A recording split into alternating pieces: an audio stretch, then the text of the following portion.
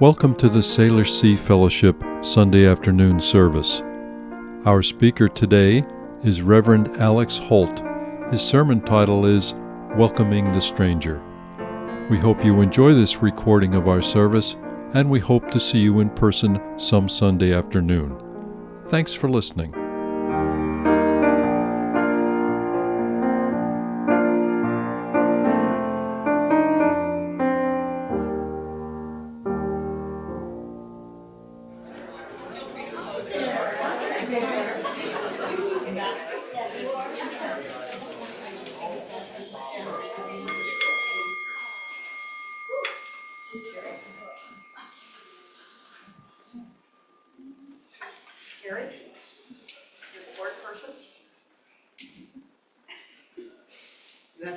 Okay, announcements. Here they are. Okay. Could you hear me? You're live, yes. Okay, I'll just lean up here like this. My name's Gary Nelson. I'm on the board of directors here.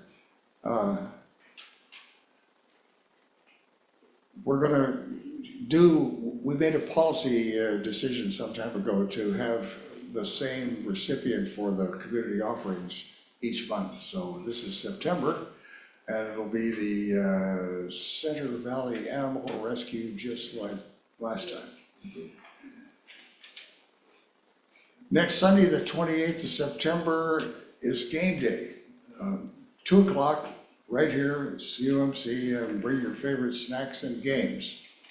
And the next Sunday service will be October 5. We're going to welcome back Joseph Bednark. Always gives a great sermon. We don't know what he's going to say, of course. Breakfast Club, hosted by Sarah, continues every Wednesday, 9:30 at the Bayview Restaurant. Everybody's welcome. The North American Unitarian Association is having their home fellowship experiment. The summit is next week. Going to be experimenting with home fellowship, and the idea is that people will meet in homes and Zoom in with the service. So you can talk to Joyce and Nils about that. We have a new website, thanks to Lily back there. Thank you, Lily. Yeah. It's really a super job, and we really appreciate her work. But check it out for yourself, and we'll see what.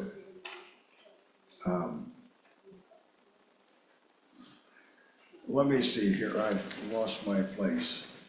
We're working on, and Doug Rogers has taken the lead on this, What Do We Believe?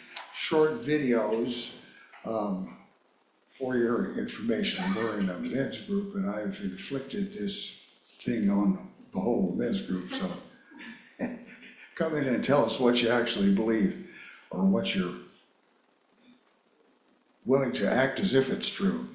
Also, check out the new Salish Sea Library. Joyce has a cart back there, and it's going to be bigger one of these days, so get out your best books and share them. And don't forget the jar for the CUMC donations located on the table back there. And make sure that the donations go in there before everybody closes up and leaves. The CUMC is also housing an Equinox benefit concert starring 4 shillings short this Tuesday evening. This will support the Benji Project and the DASH programs right here, 5 o'clock on the 23rd. And last, if you are already a member and you have not yet signed that beautiful book of ours, you're welcome to do so after the service. So thank you.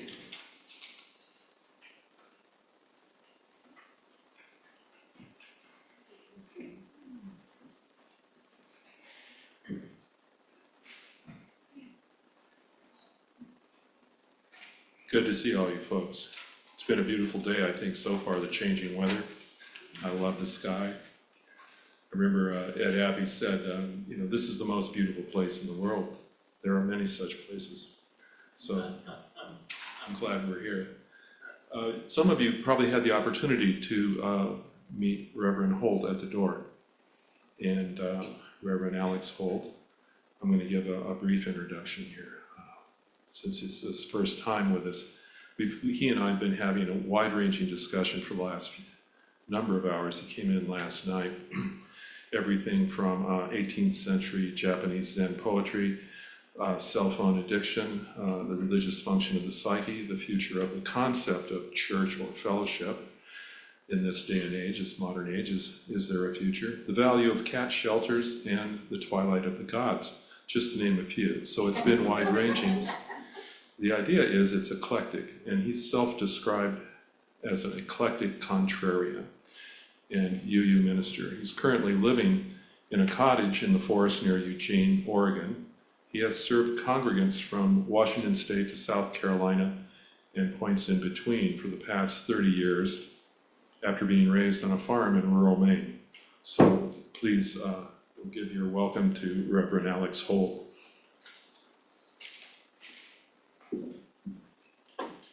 Okay, and then Lily also has a brief announcement.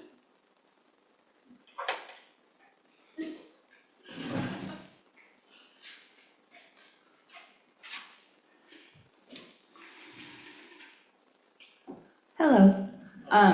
Two brief announcements. I would love to put more photographs on the website, so if you happen to take pictures, socializing or during the service, send them to me. And I'll always try to put the most flattering pictures of people up, but if you ever see a picture and you don't like it, let me know, because we all know how that feels.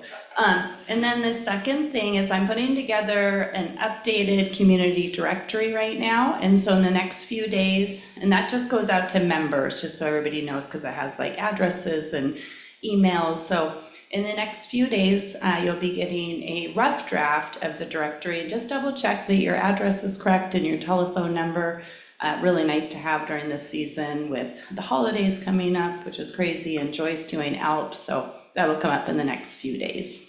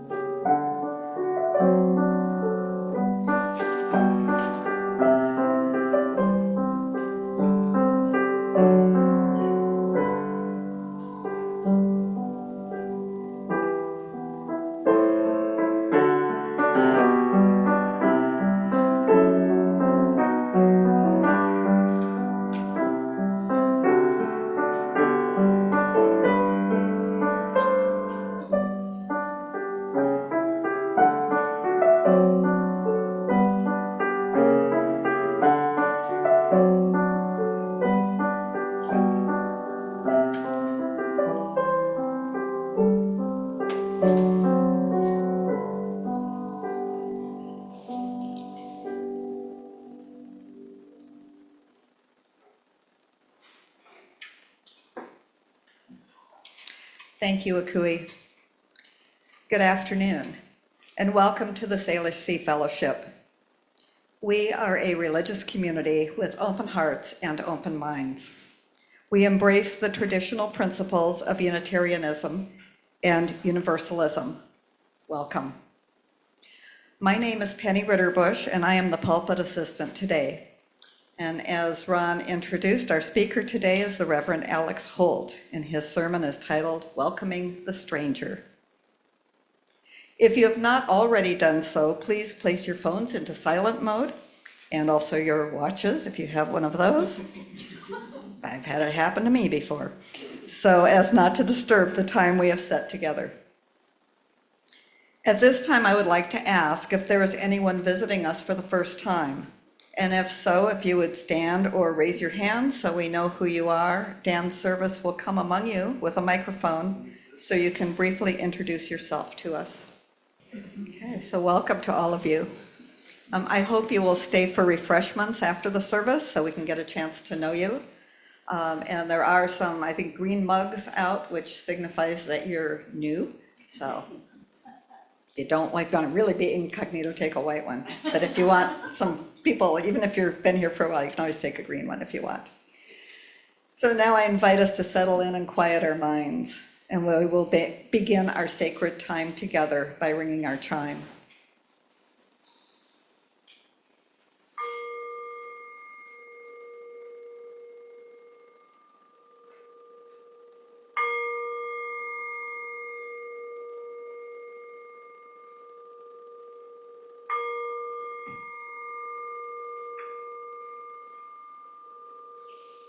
And now we will light the chalice with these words. As the earth stands in balance, day and night equal for a brief moment, we light our chalice.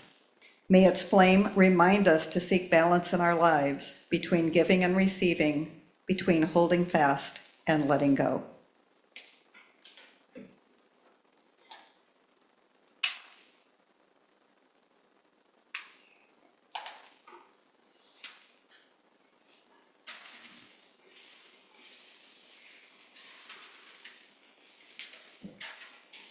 Our opening song today is Around. We'll sing it through once, and then this side will start, and then this side will follow. All right, please.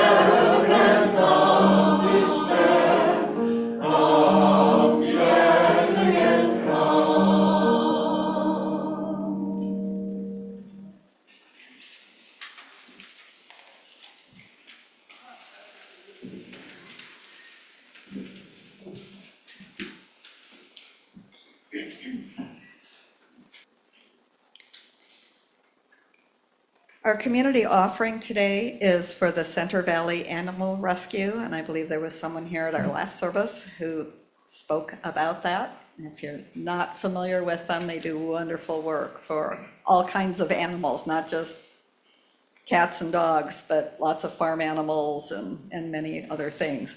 So let us listen to the Salish singers sing The Road Home, and our ushers will come among us with baskets so we can contribute to this worthy cause.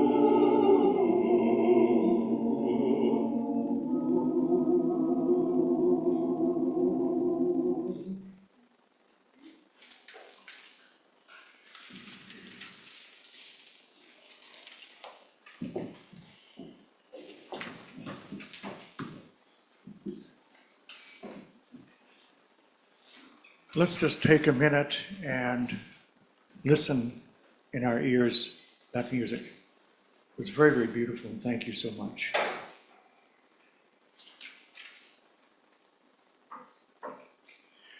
The special reading, thank you. The special reading is what's been called the 6 sources in Unitarian Universalism. And for me, over my 30-year career, they were very important. In fact, they were, in my mind, more important than the 7 principles. Well, of course, in the last 6 years or so, they have been outlawed would probably be a bad term, but it might also be accurate, which is one of the reasons I retired.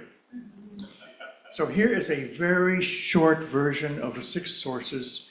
They are also on these little thingies, bookmarks or whatever, so you can read the longer version. So the 6 sources are direct experience, words and deeds of prophetic people, wisdom from the world's religions, Jewish and Christian, and I will add Islamic teachings, humanist teachings, and then finally, the spiritual teachings of the earth-centered traditions.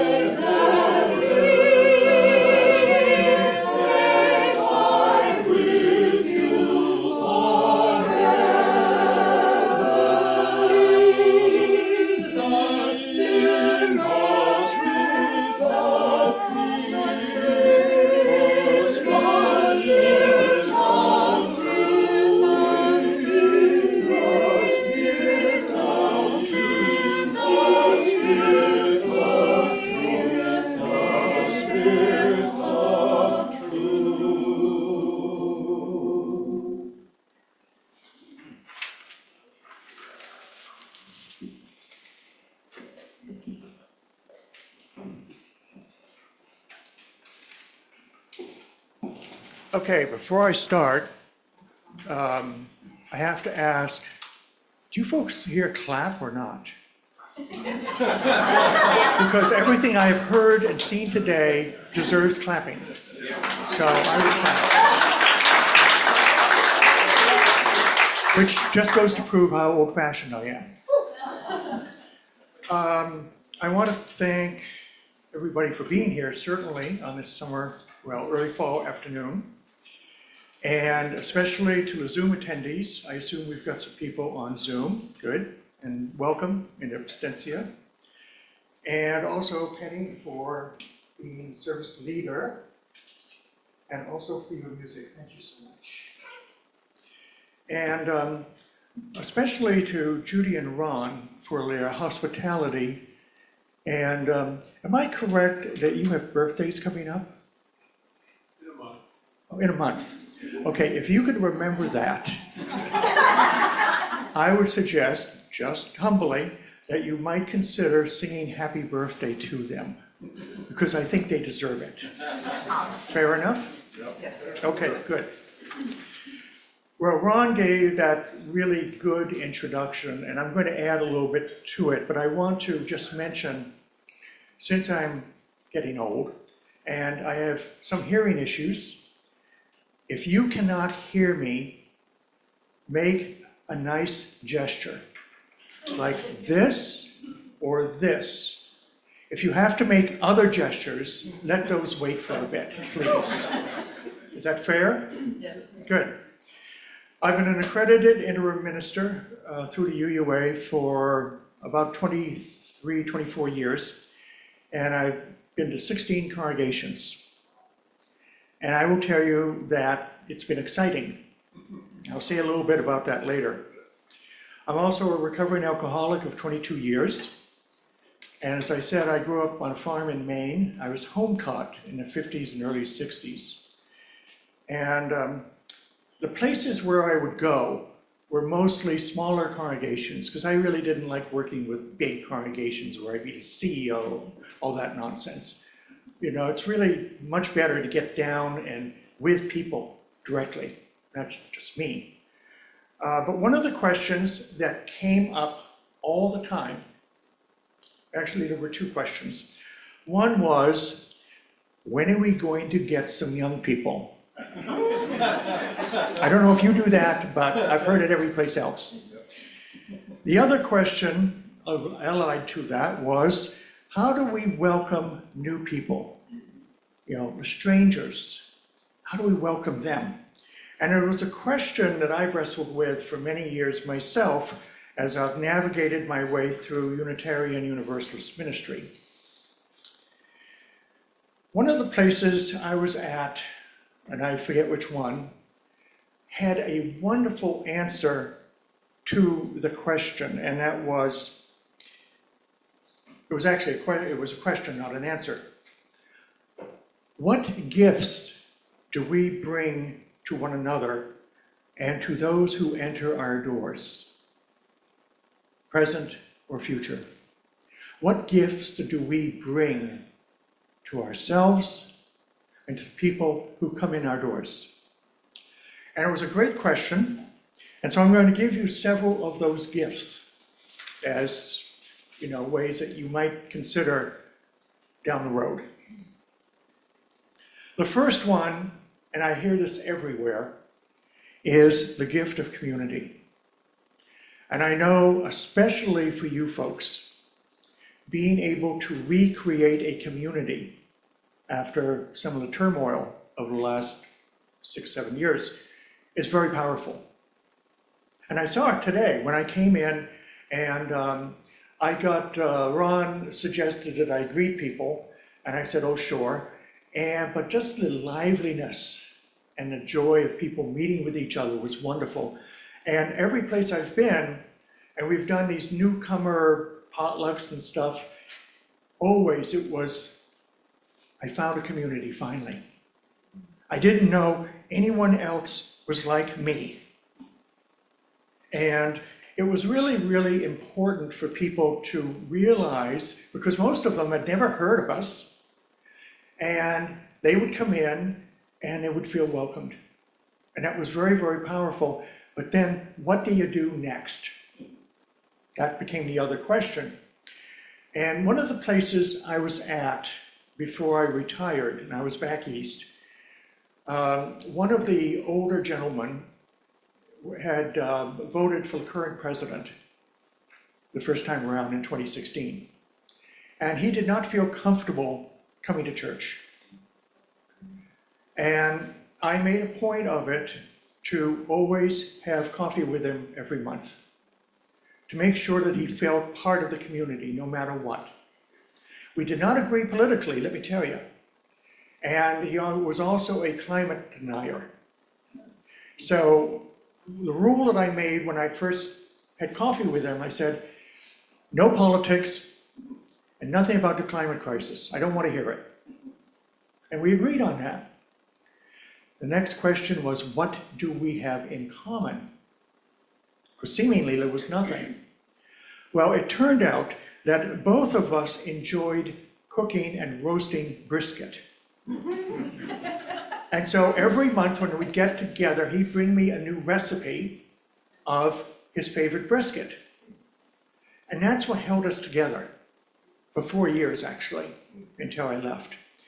And he was a bit of a curmudgeon, as you might expect, but I am one too, so we got along famously. But we never talked politics and we never talked about the climate crisis. But we found out what is one thing in common that we have, and went from there. The second gift, and I think this is vital, the gift of curiosity. Because in my experience with Unitarians, Unitarian Universalists, and Universalists, the power of curiosity carries so much weight.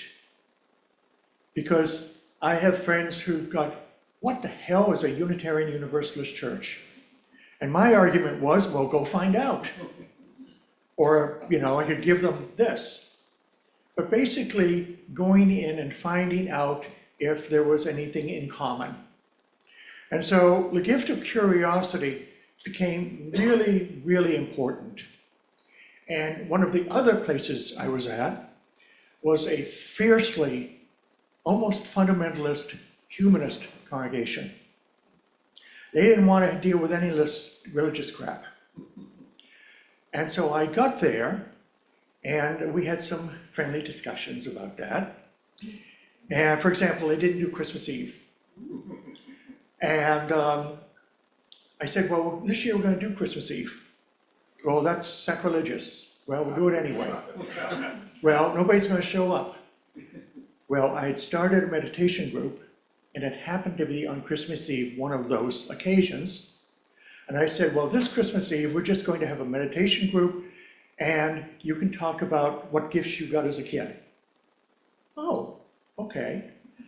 And we did that every year for 2 years I was there. And now it turns out that they do Christmas Eve every year, which even though they're still fervent anti-Christian and so on, they're willing to give that much. And I think that's really important for them.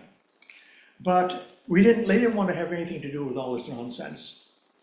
So I suggested, well, why don't we do a class on Jesus? Since I'm not Christian, I'm Buddhist. And I had an instructor at seminary named Marcus Borg, and he died a number of years ago in Bend, Oregon. And he wrote a number of books, very, very highly regarded. Even his enemies liked him. And the book was Meeting Jesus for the First Time. And he and a lot of other academics in the religious realm did something called the Jesus Seminar, where they went through all the Gospels, including the Gospel of Thomas, which most people don't know, and they would vote on whether or not the sayings in the Gospels were likely, maybe, probably not, and definitely not. And there's a book called the Jesus Seminar that has that information. And the one that they all agreed on,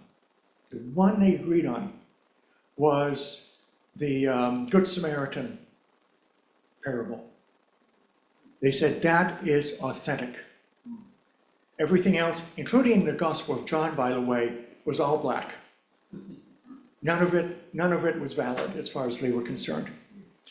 But anyway, I started this class and I had it for the people in the church. And number of the new people came in, and there was a core group of about 15 really fervent believers in their particular way of seeing the world. I know you don't have any experience in that, but they did.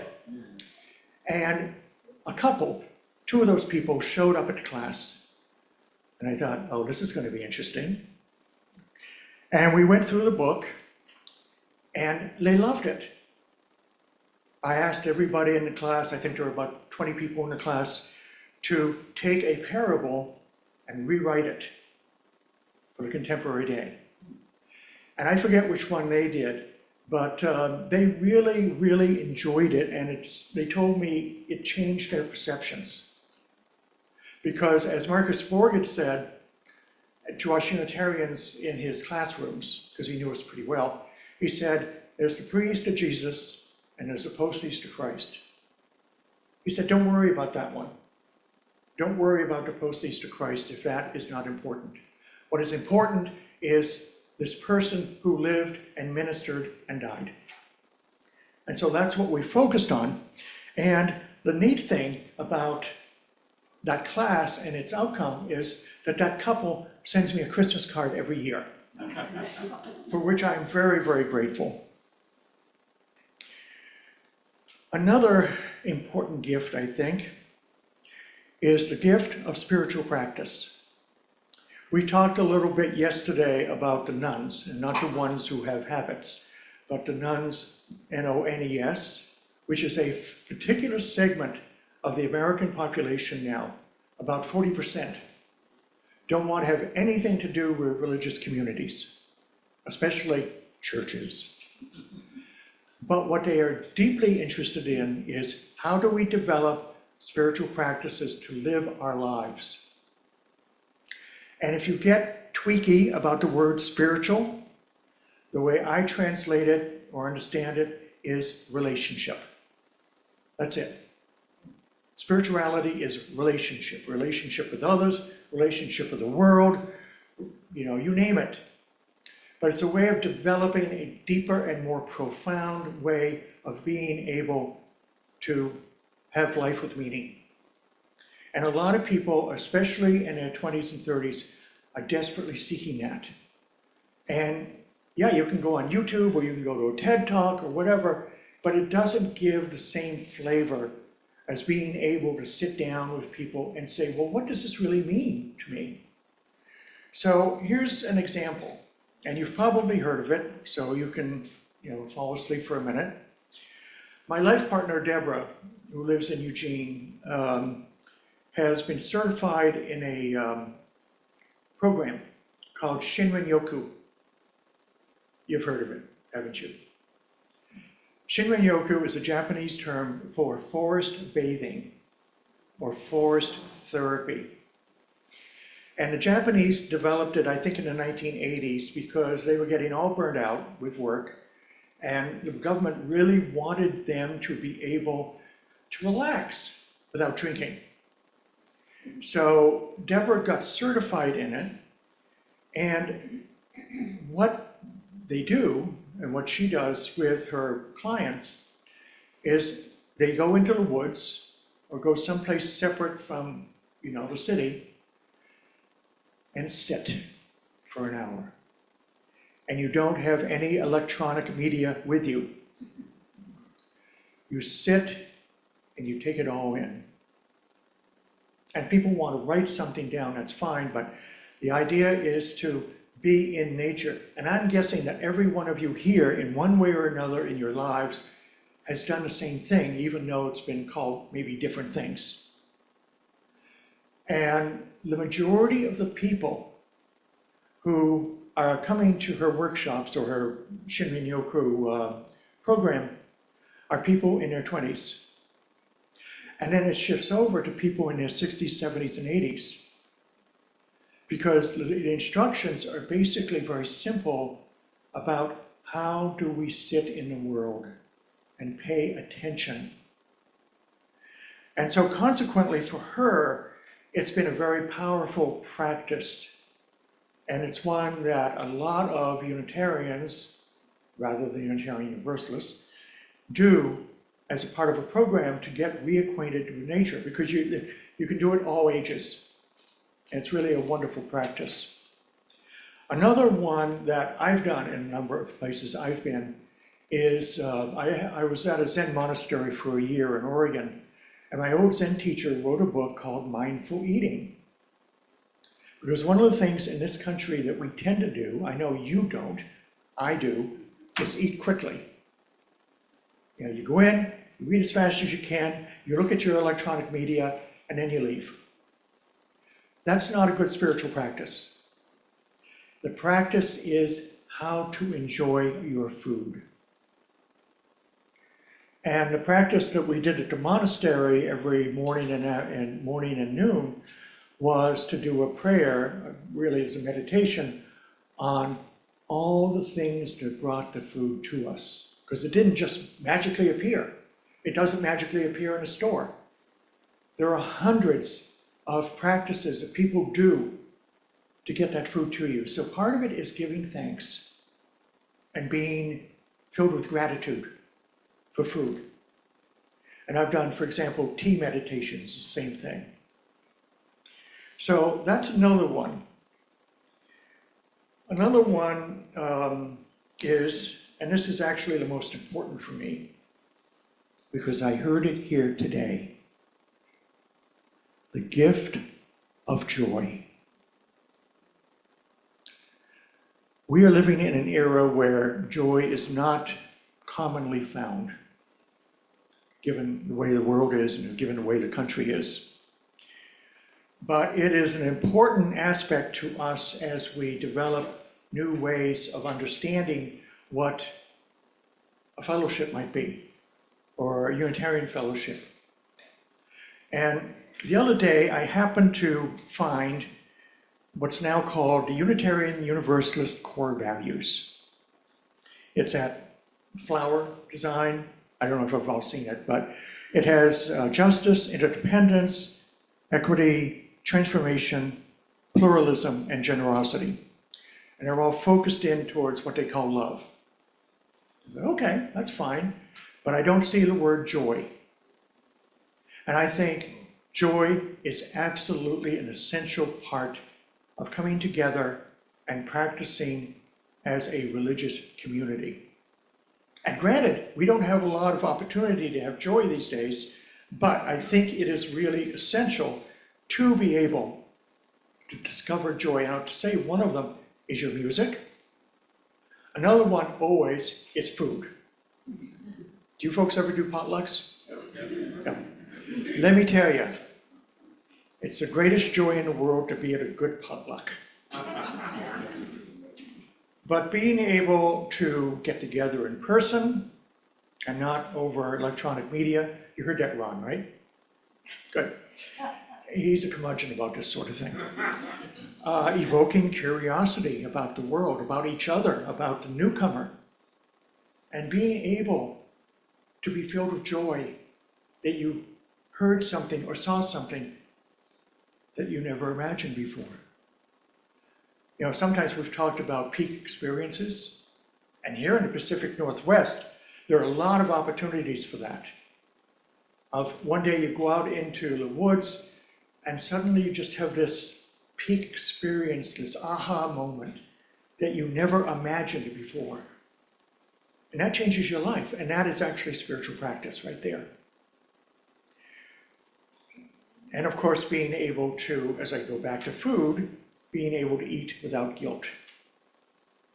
So that's pretty much what I want to mention around the gifts, and I'm sure you can think of many others. But what I'd like to do for just a couple minutes is to have some quiet time, and if you can think of a gift that this community, this new community, how long have you been in existence now? What? 1 year? Okay, a lot of years to come. What gift have you given yourselves and others in this last year and beyond? And if you just want to sit quietly and then just mention it out loud, that would be wonderful. And I'll ring the bell in a couple minutes. But what gifts do you bring, and what gifts do you bring to the larger world? Because I can tell you, I heard them today. I saw them. But now it's up to you. Any particular gifts you can think of? Acceptance. Acceptance? Listening. What is it? Listening. Listening? Yes. Humor. What? Humor. Humor? Absolutely. Gratitude. Gratitude? Music. Music? Participation. Participation? What else? Perspective. Perspective? Absolutely. Anyone else? Friendship. Friendship? Tolerance. What? Tolerance. I couldn't hear it. Up a little bit. Tolerance. Tolerance. They actually have tolerance? Anyone else? Generosity. What is it? Generosity. Generosity? Yes.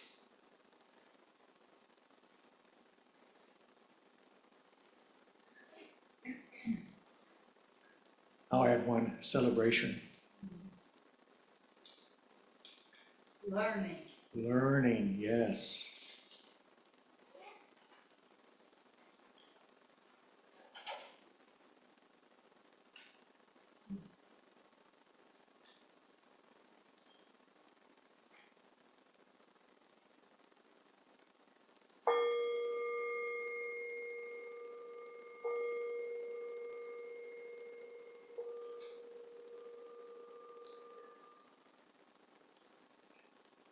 Now, my last question is, do you feel capable of doing all that? Do you? Yeah. I can't hear you. Thank you. And thank you for inviting me to here today. And it's been great to see you, on a beautiful autumn afternoon. So thank you again.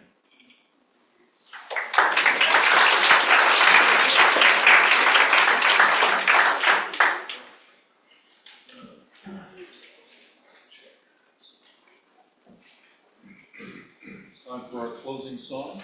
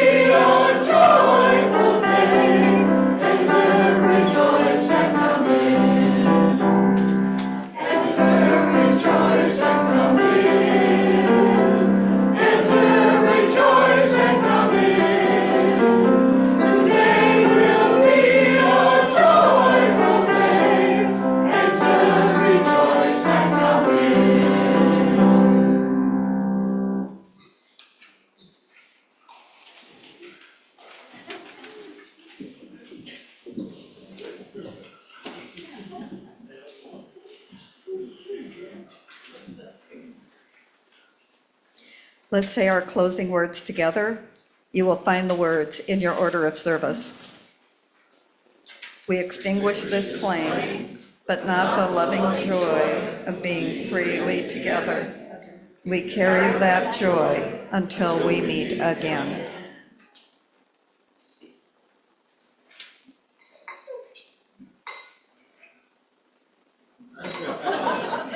Persist.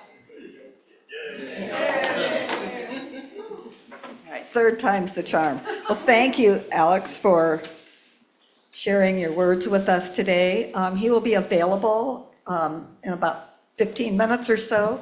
We will be meeting in a room down the hall, the music room, for a little Q&A session. For those of you who are Mariners fans, the score is Mariners 10, Houston 0 in the middle of the third inning. So please join us for refreshments in the back.